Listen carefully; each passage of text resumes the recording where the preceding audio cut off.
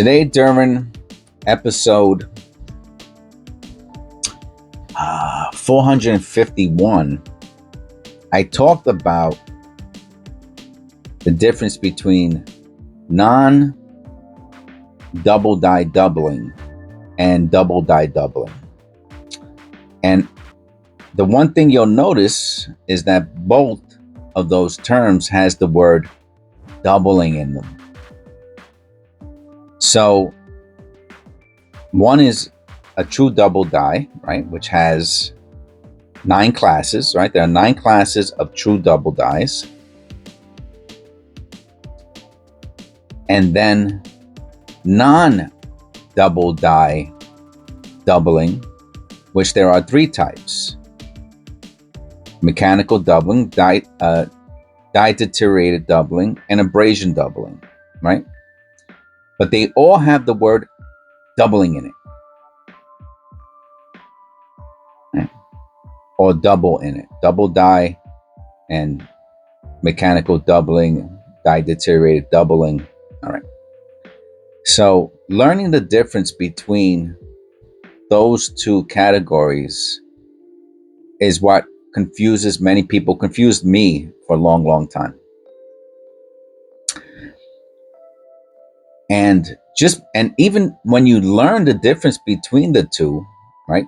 Non-double die doubling and double die doubling. When you learn the difference between the 2, doesn't mean you can identify the difference between the 2. See, there's levels and layers to this. For example, on this penny that we found today during our penny roll hunt, you can see the doubling on the B and the R, right? And also, let me see if I can get a little close. Am I too close?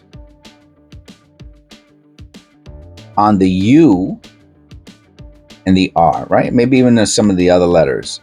So on the B here, you can see the line going up the side, right? The question is that extra thickness or is that mechanical doubling? Same thing with here, with the U and the R. You can see what appears to be spreading towards the center on the U and the deformity and the separation on the R. And the question is this as a result of doubling on the die or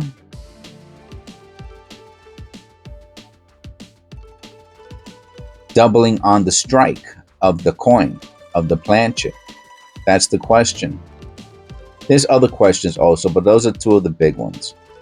Is this a true double die, right? So extra thickness is a class 6. Spreading towards the south, I believe, is either a class 1 or a class 8. And there are hybrid doubling, meaning that has both. It could be a class 1 and a class 6. Or was there a shift of the coin when the die struck the planchet? Did it shift? Did it move a little bit? Did the die tilt slightly when it hit, and that created the spreading, the doubling, right? So that's the big question. And that's what takes research. Sometimes it's very obvious, right? Where you'll see extreme doubling, which some people call true double dies. And sometimes it's slight. Like in this case, you can see it in the U, you can see it in the R. You can see it in the B, the E, the R. And that's the question. So there's definitely doubling going on this coin. So someone left me a message, that's not doubling, it is doubling. What they meant to say, because they didn't know the difference, was that's not a true double die.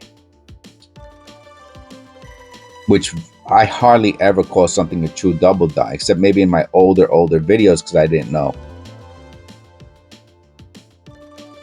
So there is of course doubling here, but whether or not this is mechanical doubling or whether this is one of the 9 classes of double die, that's the question.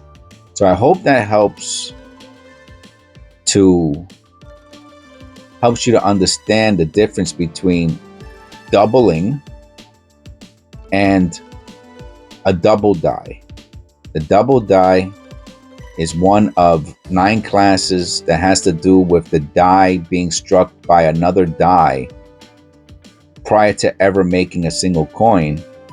And doubling, non-double die doubling, which is mechanical die deterioration and abrasion, has to do with a perfectly fine die with no doubling on it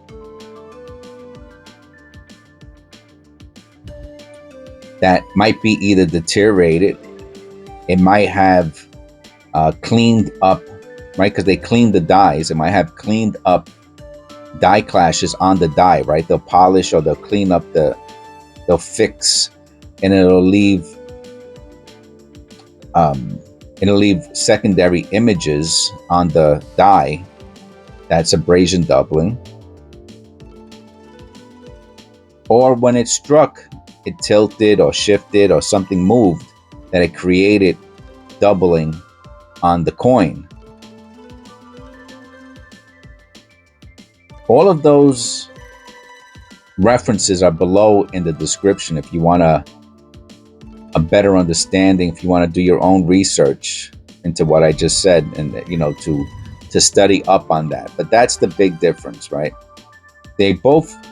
There is doubling here, but the question is it one of the class 9 double dies, or is this, in this case, it would be mechanical doubling? And that's the question. And that would take the next level of research. But just the basic understanding of the difference between a double die and non-double die doubling, that is a very important step for those of you who are interested in numismatics and understanding double dice. Okay, so please click like and subscribe. I'm supposed to say that at the beginning. I said it at the end. And I hope you enjoyed this video, and I'll see you in the next one.